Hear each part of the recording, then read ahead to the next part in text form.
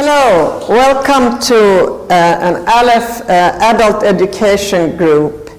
I'm going to start by explaining to you how the ALEF method works.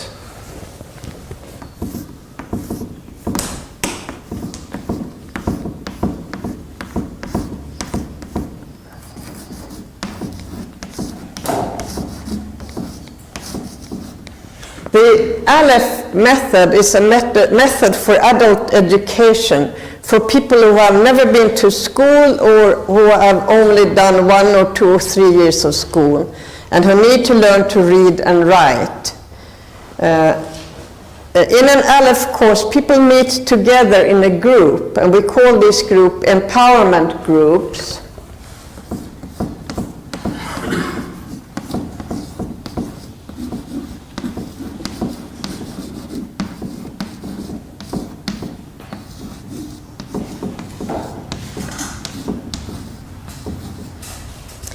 In each group there are 20 to 25 persons, and they meet together 2 or 3 times every week for about 2 hours each time.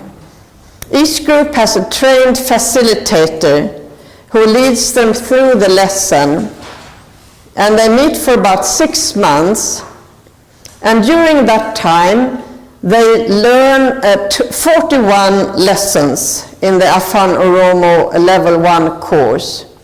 During these 41 lessons, they learn how to read and to write, how to express their ideas in writing and orally, and how to discuss a subject together.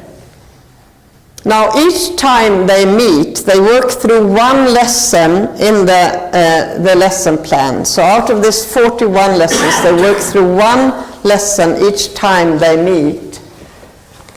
And all the lessons are constructed the same way, so that the facilitator easily knows exactly how to teach each lesson.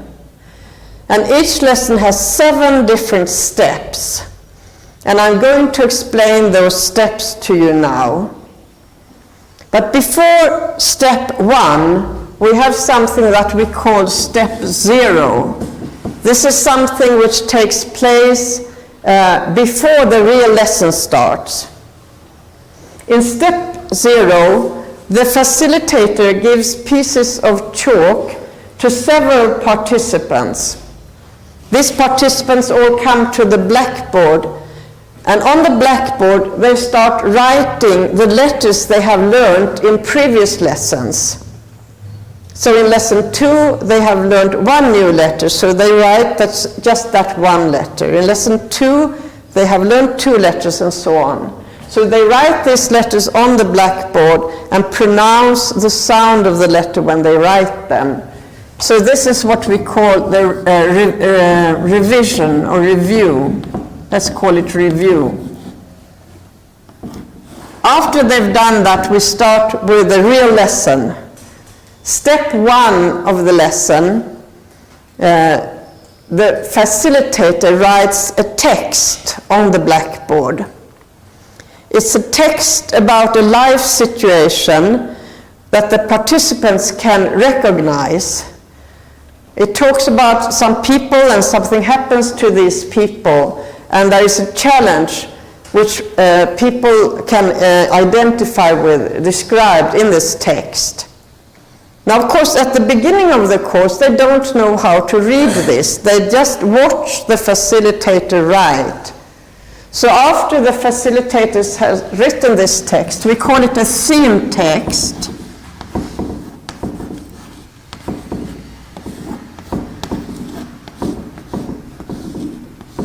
After the facilitator has written the theme text, she or he reads it to the participants, pointing to the words as she reads it. So they see it and they listen and they understand the meaning because it's in their language.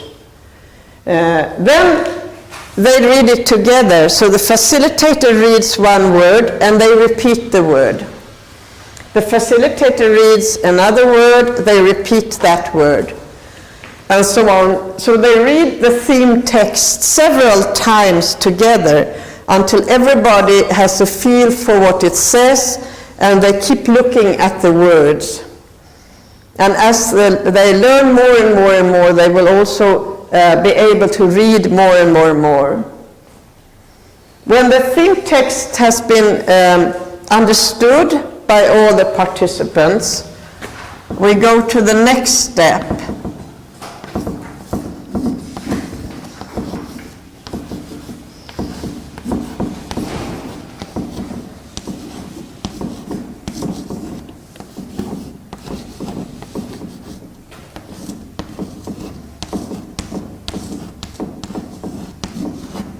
In step number 2, the facilitator will take one word from the theme text and write it underneath. And he has a manual which tells him which word to write. So he will write one word underneath the text. Then he asks the participants to look at the shape of the word and to find that word in the text. And together they find out how to read it. So they know how to read this keyword. It could be, let's take an example. Let's say that this is the keyword. They find it in the text, they read it. Then the facilitator draws attention to one letter in this word. And they learn how to read that letter. So this is the letter B. And it's read B. Every time you see it, you read it B. The facilitator also teaches the capital letter. Then they take another keyword with the same letter but double. And so they also focus on how to write the double letter. And this helps the participants to listen carefully to the words to know, should it be a single B or should it be a double B? So that's the keywords and the new letter. No, you don't have to take them at all because they are, yeah. When they have learned the keywords and the new letter, they go back to the text that is written on the blackboard and they underline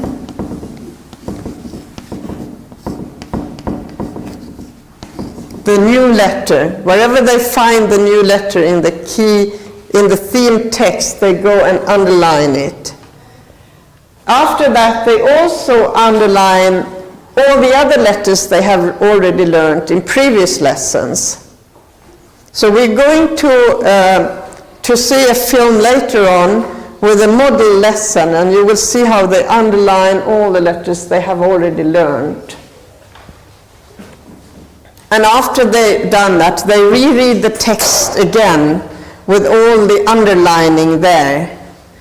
And this is how they start learning to actually recognize the letters in the text and start reading successively the words in the text.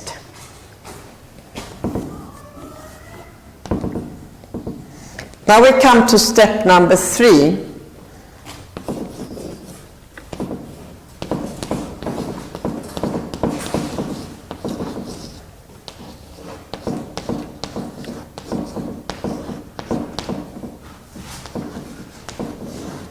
Step number 3 is a writing exercise. This is when the participants learn how to write the letter they have just learned to read. So the facilitator first shows on the blackboard how to write the new letter, the small one and the capital. After he has shown on the blackboard, he also shows how to write it in the air. And he cannot be turned this way because then it goes, they see it the wrong way. So the teacher turns around, or the facilitator I should say, and writes it for them in the air. First the little one, and then the big one, the capital. After that, he lets the participants write it in the air to practice the movement of the hand, so that the movement of the hand is already automatic to them before they start writing. So when he's sure that they're all moving their hands correctly, they start writing in their notebooks.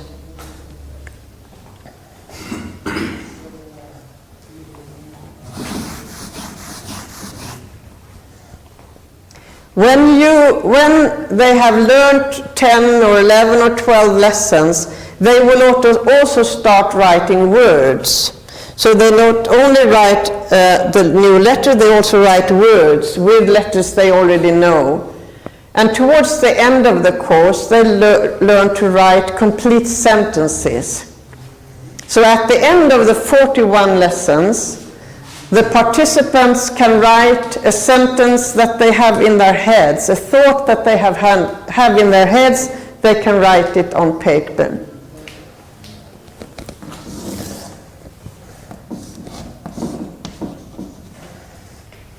And then the lesson goes on to step number 4.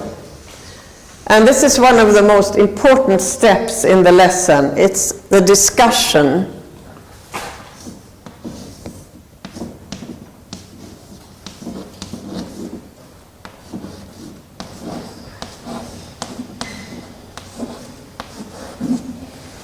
Because we are working with adults, we work with people who have a lot of knowledge, a lot of experience, and a lot of understanding of their own life situation. So the facilitator is not a teacher. The facilitator is there to help them bring out all their knowledge and understanding and share it and discuss it and make their own conclusions about how to handle their lives. And this is what the discussion helps them with. The discussion contains 3 questions, and these 3 questions are also given in the manual so that the facilitator can open the manual and read the questions to the group. And then the group starts discussing these questions. The first question is about experience.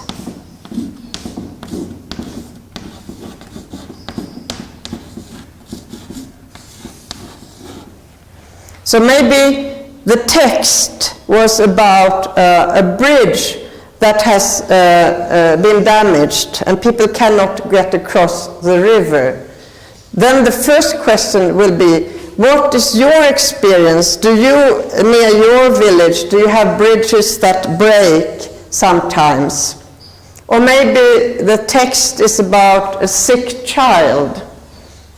And so we ask, what about you? Do your children get sick? Tell us about it. Tell us what you did, what happened. And so people start telling their story. And they get to express their feelings. They get to share with each other. They get to know each other and feel sympathy and learn to listen to each other. The second question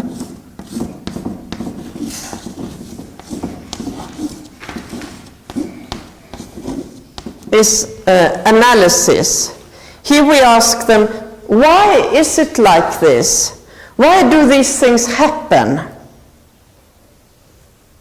Where does this come from? What are the causes of this? And so they start pooling their knowledge, their understanding of the world and of their life situation. And they start thinking rational about, why do these things happen?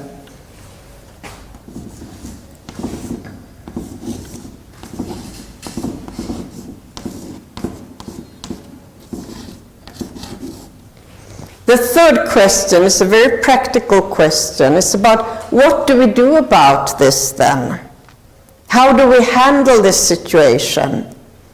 And the facilitator never tells them. The role of the facilitator is to get them to talk and get them to suggest what they can do about this. Adults don't really like being told what to do. If somebody tells me, Helen, you should do this, I resist it a little. But if they say, well, Helen, what do you think you ought to do? I start thinking, I say, I think I will do like this.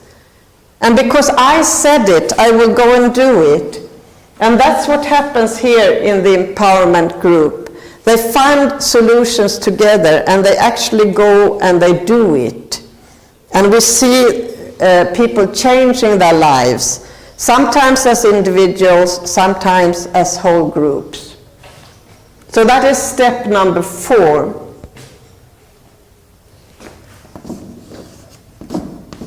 And step number 5, the facilitator cleans the blackboard and then asks the participants, what should we write? We want to write down what we said during our discussion. Tell me what I should write. And so they say something, and the facilitator starts writing. And this is, to people who have never learned to read and write, this is almost like magic. All of a sudden they see their words, the words that come out of their mouths, written on this blackboard, and the facilitator reads it back to them. And they fill the blackboard with a text that they as a group have created. So this is text creation.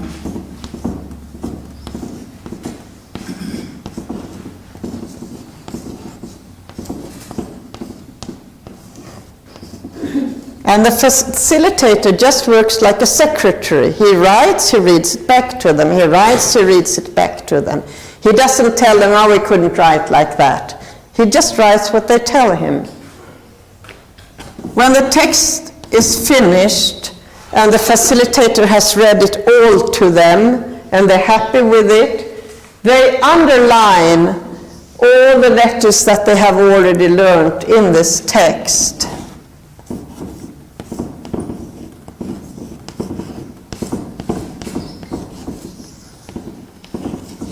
So they go from focusing on the whole meaningful text to looking at the individual letters in the text.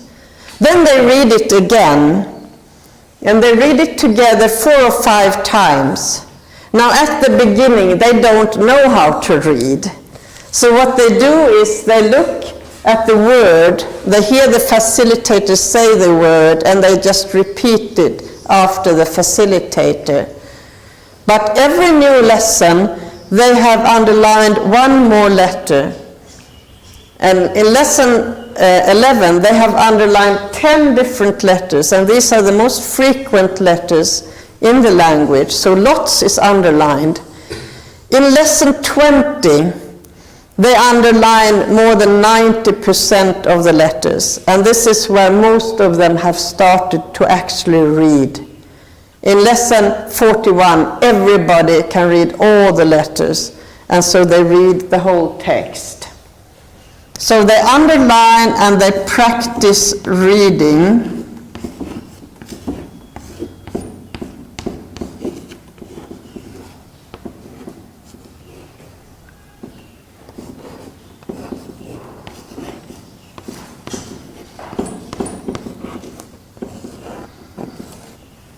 And then we get to the last step, step number 7. And this is a very short step where the participants learn to read and write numbers.